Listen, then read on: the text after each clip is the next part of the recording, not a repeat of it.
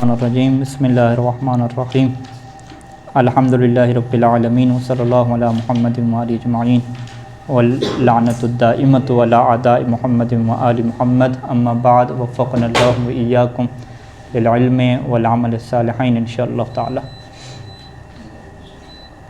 یہاں پہ عبارت ہماری پہنچی تھی فاما باب حزام اور وعلی ذالک جاء قول الشاعر۔ ہماری گفتگو کلمہ میں تھی، کلمہ کی دو قسمیں ہوئیں، تین قسمیں ہوئی کلمہ کی، اسم، فعل اور حرف۔ پھر اسم کی دو قسمیں ہوئیں، اسم معرب اور مبنی۔ پھر مبنی کی چار قسمیں ہوئیں، مبنی علی الکسر، انشاءاللہ ٹھیک کیا ہوگا۔ پھر جو ہے وہ مبنی علی الکسر کی دو قسمیں ہوئیں۔ یہ جو مبنی علی الکسر کی دو قسمیں ہیں یہ اس کے حکم کے اعتبار سے ہیں۔ ایک قسم علماء نحویوں کے درمیان اتفاقی ہے کہ وہ ہمیشہ مبنی علی الکسر ہی رہتی ہے، اور ایک قسم اختلافی ہے۔ یہ جو اختلافی قسم ہے پھر اس کی آگے دو قسمیں ہیں، ٹھیک ہے۔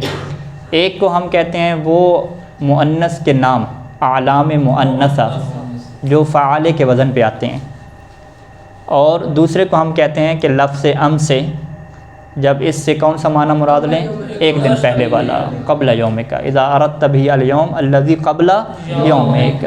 اچھا، سب سے پہلے آ جائیں باب حزامے میں۔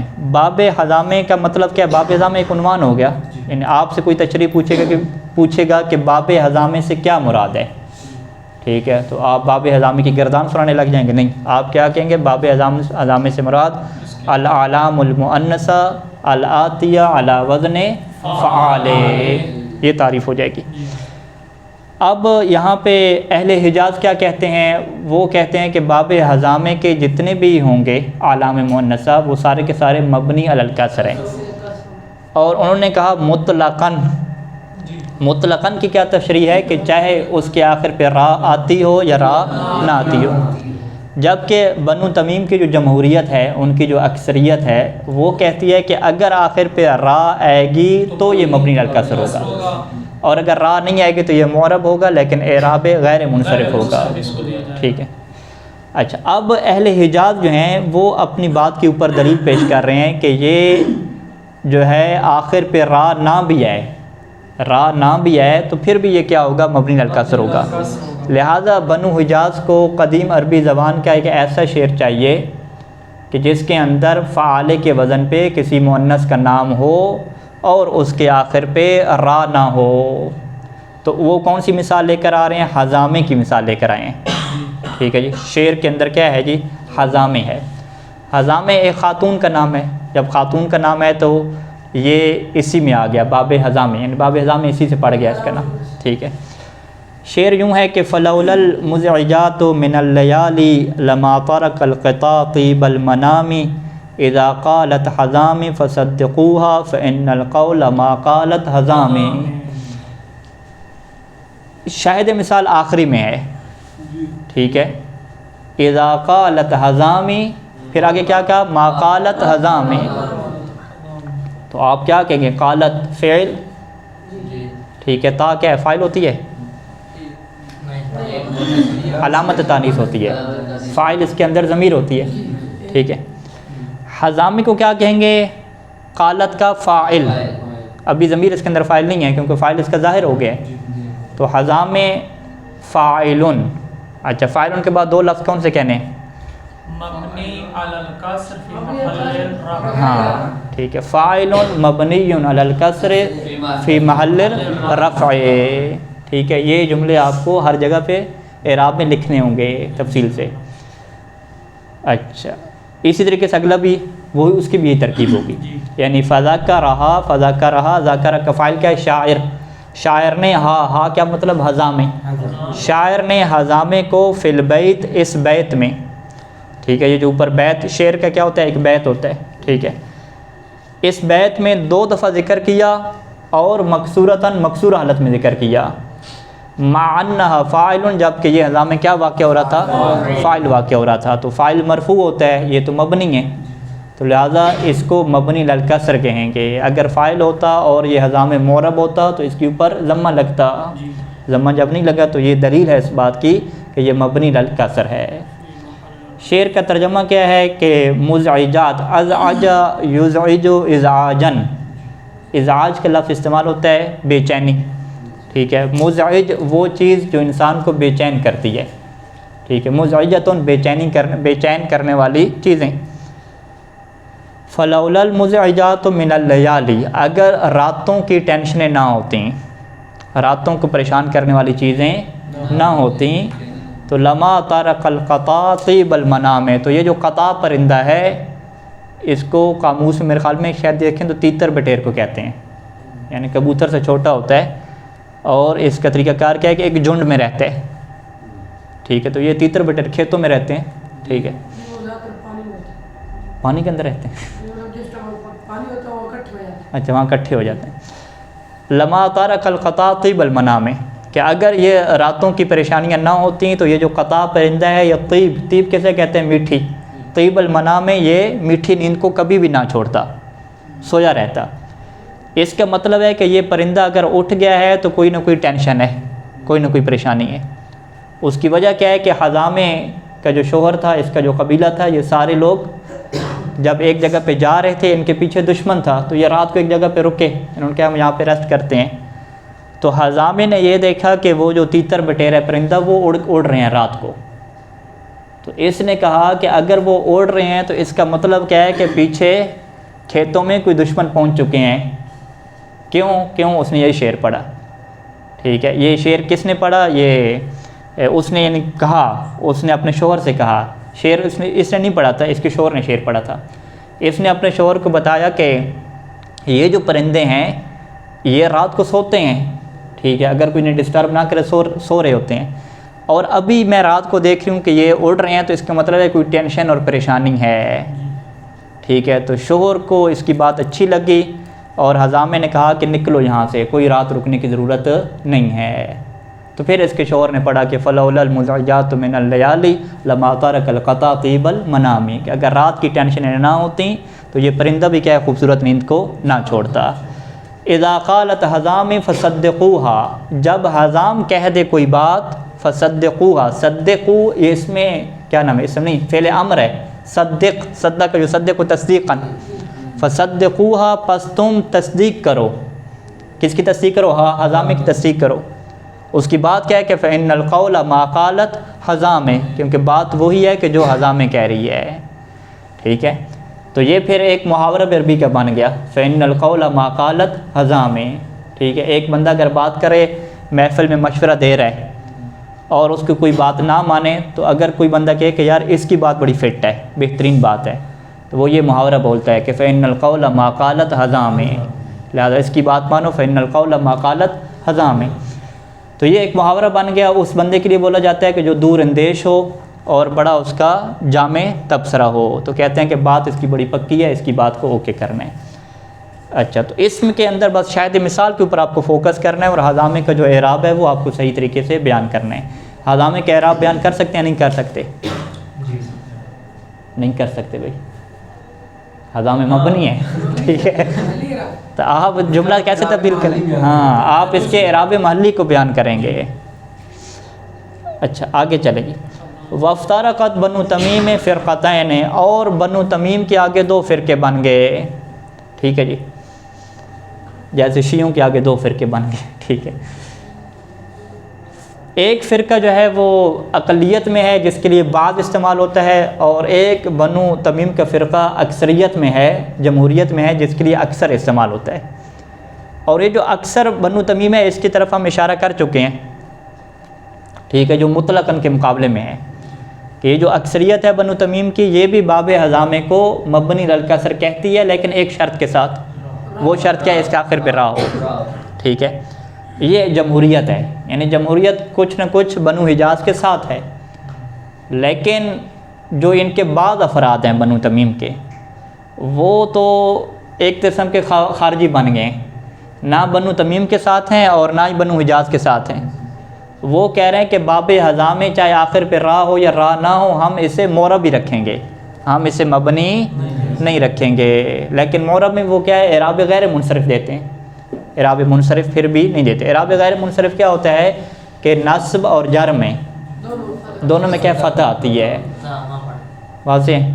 تو وہ اسے مورب کہتے ہیں، لیکن نصب اور جر میں اس کے کیا دیں گے؟ 2 فتح دیں گے۔ فَبَعْضُهُمْ يُعْرِبُ ذَلِكَ كُلَّهُ، بعضهم بعض جو بنو تمیم ہے وہ یعرب ذَلِكَ باب حزام کو، کلہ سب کے سب باب حزام کو۔ اگر کلہ کے اوپر لفظ لگ کے پیپر میں پوچھا جائے اس کی تشریح کیا ہوگی کلہ کی، کہ پورے کا پورا باب حزام، تو کلہ کی آپ تشریح کیا کریں گے کہ پورے سے کیا مراد ہے؟ چاہے اس کے آخر پہ را آتی ہو یا را نہ آتی ہو، یعنی کلے ہی کی تشریح ہو گئی اور پیچھے مطلقاً کی تشریح ہو گئی، یہ دونوں ایسی ہیں۔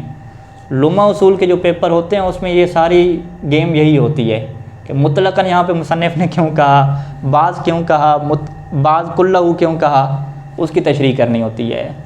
واضح؟ تو لہٰذا یہ اس کتاب سے ابھی سے آپ پریکٹس کریں، مطلقاً جہاں پہ آتا ہے، کل آتا ہے، بعض آتا ہے، اس کو آپ کھولیں۔ تو وہ مورب کرتے ہیں، لیکن مورب کیسے کرتے ہیں؟ بضم رفعن، کہ رفعی حالت میں ضم کے ساتھ۔ تو رفعی حالت کا جملہ ٹھیک ہے یا غلط ہے؟ ہاں جی سید حیدر صاحب۔ نہیں یہاں پہ رفعی حالت وہ صحیح ہے نا، بنو تمیم کی بات ہو رہی ہے نا، وہ اس کو مورب قرار دیتے ہیں نا، ہاں بنو تمیم تو مورب کہتے ہیں نا، ٹھیک ہے واضح ہے، بنو تمیم مورب کہتے ہیں۔ لہٰذا آپ کو بہت ساری ایسی مثالیں وہ دیں گے جس کے اوپر چھوٹا سا لکھا ہوگا بنو تمیم، ادھر آپ کی توجہ نہیں ہوگی، آپ جواب غلط ٹک کر کے آ جائیں گے، ٹھیک ہے۔ بنو تمیم اور بنو حجاز کو آپ نے نوٹ کرنا ہے کہ ابھی اعراب کس کے مطابق پوچھا جا رہا ہے، بنو تمیم کے بعض فرقے کے مطابق پوچھا جا رہا ہے یا حجاز کے مطابق پوچھا جا رہا ہے، دونوں میں فرق ہوگا، واضح۔ وبالفتح نصبا وجرا، اور نصب اور جری میں وہ کیا کہتے ہیں؟ نصب اور جری حالت میں فتح کے ساتھ کہتے ہیں۔ اگر یہ صرف بنو تمیم لکھا ہو تو اس سے جمہور مراد ہوگا؟ ہاں اس سے مراد جمہور مراد ہوتے ہیں، لیکن عام طور پہ وضاحت کر دیتے ہیں وہ۔ فیقولو پس وہ کہے گا، کون کہے گا؟ ہاں بعض کی طرف سے ملے گا، تو بعض تمام بنو تمیم کیا کہیں گے؟ جاءتنی حزامیں نہیں کہیں گے، جاءتنی حزاموں کہیں گے، ٹھیک ہے۔ حزامن تنوین کیوں نہیں لگائی؟ کیونکہ غیر منصرف کے اوپر تنوین نہیں آتی۔ رأیت حزامہ اور مررت بحزامہ، مررت بحزامہ بھی کیا فتح کے ساتھ کہیں گے۔ واکثرہم، اور جو اکثر بنو تمیم ہے، یفصل وہ تفصیل دیتے ہیں، بین ما کان آخرہ راءن، اس کے درمیان کہ جو باب حزام سے ہو اور اس کے آخر پہ کیا ہو؟ را ہو۔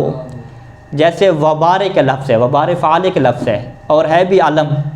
علم کیا ہے؟ کیونکہ ایک خاص قبیلہ عربوں کا ہے، اس کا نام کیا ہے؟ وبارے ہے، اسم لقبیلۃ۔ ہزارے جو ہے وہ ایک کوکب، ایک خاص جو سیارہ ہے اس کا نام کیا ہے؟ ہزارے ہے، تو یہ بھی علم ہو گیا۔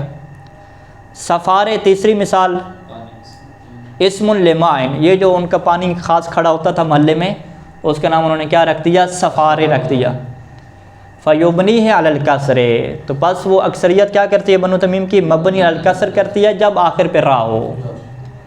کل حجازین، بالکل حجازیوں کی طرح، حجازی بھی یہاں پہ مبنی علی الکسر کریں گے اور بنو تمیم والے بھی یہاں پہ مبنی علی الکسر کریں گے۔ وما لیس آخرہ راءن، اور جس کے آخر پہ را نہ ہو، جیسے حزامے اور قطامے ہیں، فیعربہ اعراب ما لا ینصرف، تو وہ اسے پھر معرب سمجھتے ہیں، لیکن کون سے اعراب دیتے ہیں؟ اعراب غیر منصرف۔ یعنی ہم یہ کہیں گے کہ جو پھر یہ اپنے جو بعض بنو تمیم ہیں نا ان کے ساتھ یہ مل جاتے ہیں۔ مل جاتے ہیں، ہاں بعض بنو تمیم والے کیا کہتے تھے؟ معرب سمجھتے تھے نا۔ تو بنو تمیم کے اندر 2 گروہ ہو گئے، اکثریت نے کہا بعض لوگوں سے کہ ہم تمہارے ساتھ ہیں، لیکن کب تمہارے ساتھ ہیں؟ کہ جب اس کے آخر پہ را نہیں ہوگی، یعنی حزامے کے اندر بنو تمیم والے سارے اکٹھے ہو گئے۔ ہاں تو ہم اگر پوچھیں گے کہ حزامے کی حالت رفعی کیا ہے، یہ جملہ درست ہے یا درست نہیں ہے، تو آپ کیا کہیں گے؟ یہ بنو تمیم کے مطابق یہ جملہ درست ہے، چاہے بنو تمیم کے بعد ہو یا اکثریت ہو، کیونکہ اس کے آخر پہ را نہیں آ رہی نا۔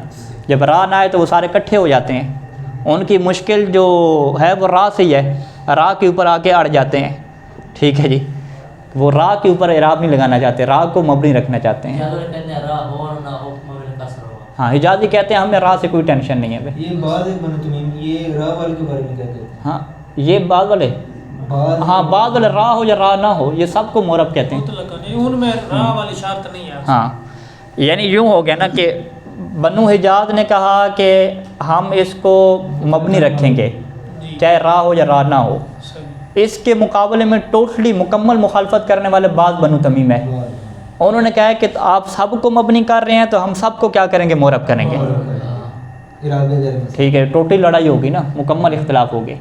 لیکن بنو تمیم میں سے جو اکثریت تھی انہوں نے کہا ہے کہ نہیں، ہم نے بنو حجاز کے ساتھ مکمل نہیں توڑنی، ان کی زبان میں قرآن نازل ہو رہا ہے، ان کا لہجے کو بڑی اہمیت ہے، تو ہماری اکثریت ان کے ساتھ کھڑی ہوگی. لیکن وہ بھی جب ان کے ساتھ کھڑی ہونے لگی تو وہ بھی سارے باب میں کھڑی نہیں ہوئی. انہوں نے کہا کہ جب آخر پہ را آ رہی ہوگی تو ہم آپ کے ساتھ کھڑے ہوں گے. ٹھیک ہے، اگر را نہیں ہوگی تو پھر ہم کیا ہے اپنے وہ بنو تمیم اپنے لوگوں کے ساتھ کھڑے ہوں گے. ٹھیک ہے، تو خلاصہ کیا ہوا کہ بنو حجاز اور بنو تمیم والے دونوں آپس میں مکمل ٹوٹ جاتے ہیں باب حضامہ میں آ کے. جو حضامہ خاتون ہے اس کے اوپر سب کا کیا اختلاف پڑ جاتا ہے. وہ سارے کے سارے بنو تمیم والے حضامہ کہتے ہیں کہ کیا ہے جی؟ معرب ہے. ٹھیک ہے، اعراب غیر منصرف. اور ادھر سے حجاز والے کیا کہتے ہیں کہ یہ مبنی ہے. تو حضامہ کے اندر دونوں کو اکٹھا آپ نہیں کر سکتے. آپ کے ہمیں مشترکہ چیزیں چاہیے، دونوں کو ہم نے اکٹھا کرنا ہے تو آپ سفارے کے اوپر اکٹھا کر لیں. ٹھیک ہے، ہزارے کے اوپر اکٹھا کر لیں. لیکن ہزارے اور سفارے کے اوپر بھی سارے بنو تمیم کو اکٹھا نہیں کر سکتے. اکثریت ان کی کیا اکٹھی ہو سکتی ہے، کن کے ساتھ؟ اہل حجاز کے ساتھ. فجارے کو مثال دے سکتے ہیں؟ کس کے؟ فجارے وہ معنی فاجر جو ہاں وہ دیکھیں، لغت میں معنی دیکھیں، اگر وہ علم ہے تو دے سکیں گے مثال. مؤنث کیا ہے نا؟ وہ فجارے کو معنی فاجر. ٹھیک ہے تو پھر دے سکتے ہیں. ٹھیک ہوگی. اچھا، یہ قسم مختلف فیہ کا پہلا جو ہے وہ باب حضام تھا. دوسرا اس کے اندر کیا تھا؟ امسے کا لفظ تھا. اب اس کے بارے میں بھی اختلاف ہے. وَأَمَّا أَمْسِ إِذَا أَرَدْتَ بِهِ الْيَوْمَ الَّذِي قَبْلَ يَوْمِكَ فَأَهْلُ الْحِجَازِ يَبْنُونَهُ لِلْكَسْرِ. یہاں پر بھی اہل حجاز مبنی للکسر کہتے ہیں.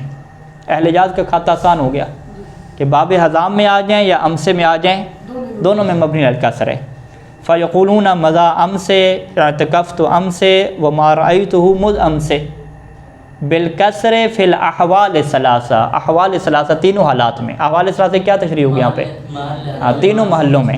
ٹھیک ہے، مضا امسے میں امسے فاعل واقع ہو رہا ہے، فی محل رفع ہے لیکن پھر بھی کیا ہے؟ مبنی الکسر ہے. اعتکاف تو امسے میں امسے مفعول فی ہے، یعنی ظرف واقع ہو رہا ہے کہ میں اعتکاف بیٹھا کل میں اعتکاف بیٹھا. تو یہ پھر بھی کیا ہے جی؟ فی محل نصب ہونے کے باوجود مبنی الکسر ہے. ما رأیت مذ امسے، مذ کیا ہے؟ نہیں، مذ یہاں پہ حرف جر ہے. مذ ویسے ظرف زمان کے طور پہ اسم کے طور پہ آتا ہے. مذ منذ کی یہ خصوصیت ہے کہ یہ اسم کے طور پہ بھی استعمال ہوتے ہیں اور حرف کے طور پہ استعمال ہوتے ہیں. ان کے اندر 2 in 1 کی کیا ہے؟ صلاحیت ہے. لیکن یہاں پہ مذ حرف جارہ کے طور پہ استعمال ہو رہا ہے جو اسم کے اوپر داخل ہو رہا ہے. تو حرف جارہ کا کام کیا ہے؟ مجرور کرنا. لیکن ام سے کیا ہو گیا؟ اس کو اس نے مجرور کیا یا نہیں کیا؟ مجرور تو کر دیا. ٹھیک ہے، یہ محل پہ وہ کر رہے ہیں. ہاں تو ہم کیا کہیں گے کہ ام سے جہاں پہ مجرور نہیں ہے، فی محل جر ہے لیکن مبنی للکسر ہے. ٹھیک ہے، یہ جو جر نظر آ رہی ہے وہ کہیں گے کہ یہ جر ہے ہی نہیں، یہ کسرہ ہے. اچھا، اب یہاں پہ اہل حجاز اپنا سب سے پہلے شعر پیش کرتے ہیں کہ دیکھیں جی ہمارے پاس تو دلائل ہیں. اوپر بنو تمیم کے دلائل شیئر نہیں کیے، بنو تمیم کا اختلاف ذکر کر دیا، لیکن ان کے پاس کوئی شعر ہو، قرآن مجید کی آیت ہو، کوئی حدیث ہو، وہ پیش نہیں کی. ٹھیک ہے، اس کا مطلب ہے کہ مصنف کس کو سپورٹ کر رہے ہیں؟ ٹھیک ہے، اہل حجاز کو سپورٹ کر رہے ہیں، اپنی پارٹی بنا رہے ہیں. اچھا، یہاں پہ شاعر کیا کہتا ہے کہ منع البقاء تقلب الشمس وطلوعها من حيث لا تمسی وطلوعها حمراء صافیہ وغروبها صفراء کالورس اليوم اعلم ما يجيء به ومضى بفصل قضائه امس لا تمسی کالورس امس. یہ سارے کے سارے قافیے بنے نا. ٹھیک ہے، ان کو ایک جیسے رکھنا ہے. تو شاہد مثال یہ آخری ہے، وَمَضَى بِفَصْلِ قَضَائِهِ أَمْسِ مَضَى أَمْسِ، امسے گزر گیا. کیسے گزر گیا؟ بِفَصْلِ قَضَائِهِ، اپنا فیصلہ کر کے. قضاء فیصلے کو کہتے ہیں. اپنا فیصلہ کر کے کل گزر گیا. تو مضا کا فاعل کیا واقع ہو رہا ہے؟ ام سے واقع ہو رہا ہے، اور بفصل قضاء جار مجرور اسی مضا کے متعلق ہو رہا ہے. لیکن اس کے باوجود آپ کیا دیکھتے ہیں؟ یہ مرفوع آپ کو نظر نہیں آ رہا، مبنی للکسر ہے. فَأَمْسِ فِي الْبَيْتِ فَاعِلٌ لِمَضَى، ام سے شعر میں مضا کے لیے فاعل واقع ہو رہا ہے، وَهُوَ مَكْسُورٌ كَمَا تَرَى، اور یہ مکسور ہے جیسا کہ آپ دیکھ رہے ہیں۔ شاعر اس میں یہ کہنا چاہتا ہے کہ کوئی چیز باقی نہیں رہتی، حالات ایک جیسے نہیں رہتے۔ منع البقاء، باقی رہنے کو منع کر دیا ہے کس نے؟ تقلب الشمس وطلوعها، سورج کا پھرنا، تقلب کیا ہے؟ چیز کا پھر جانا۔ وطلوعها من حیث لا تمسی، یہ وہاں سے طلوع ہوتا ہے کہ جہاں پہ شام کو غروب نہیں ہوتا۔ وطلوع حمراء صافیہ، جب طلوع ہوتا ہے تو بڑا سرخ رنگ کا صاف ستھرا ہوتا ہے۔ وغروب صفرا، جب یہ غروب ہوتا ہے تو بیچارے کا خون نکل جاتا ہے اور پیلا ہو جاتا ہے، ایسے پیلا ہو جاتا ہے کہ کل ورثے کے جیسے پیلے رنگ کی گھاس ہوتی ہے، ایک جڑی بوٹی پیلے رنگ کی ہوتی ہے۔ تو اس کا مطلب کیا؟ حالات چینج ہوتے رہتے ہیں۔ الیوم اعلم ما یجیء بہ، آج کے دن مجھے پتہ ہے کہ جو ہوگا۔ الیوم اعلم، آج کے دن میں جانتا ہوں کہ ما یجیء بہ، ما یجیء الیوم بہ، جس چیز کو آج کا دن لے کر آئے گا۔ ومضى بفصل قضاء امس، اور کل گزر چکا، کل میں جو ہونا تھا، فیصلہ ہونا تھا وہ گزر چکا، مجھے آج کے بارے میں سوچنا ہے، کل جو ہوا اس کے اوپر بیٹھ کے ناکام عاشقوں کی طرح نہیں رونا۔ اب کیا ہے؟ آگے زندگی گزارنی ہے، کیونکہ زندگی کے حالات ایک جیسے نہیں رہتے۔ وصلی اللہ علی محمد و آلہ اجمعین۔